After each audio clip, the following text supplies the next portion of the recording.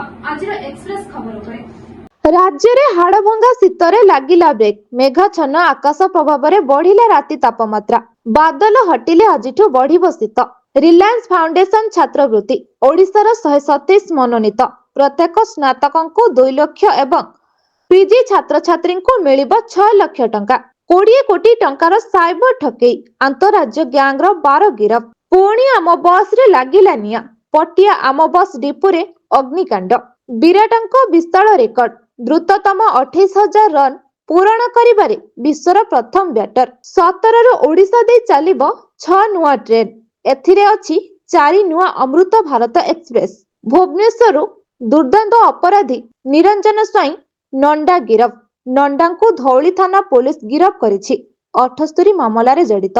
बिहार रे कोहड़ी जोगु सीरीज दुर्घटना 2 मृत और 4 गुरुतर। सौर्य यात्रा रे सामिल हेले प्रधानमंत्री मोदी। सोमनाथ मंदिर रे 1000 सेकेंड पई जप कले ओमकार ध्वनि। नयागढ़ जिला गणिया ब्लॉक अंतर्गत कलासिमिली ग्राम रे देखिବାକୁ मिलिछि एक अभावनीय घटना।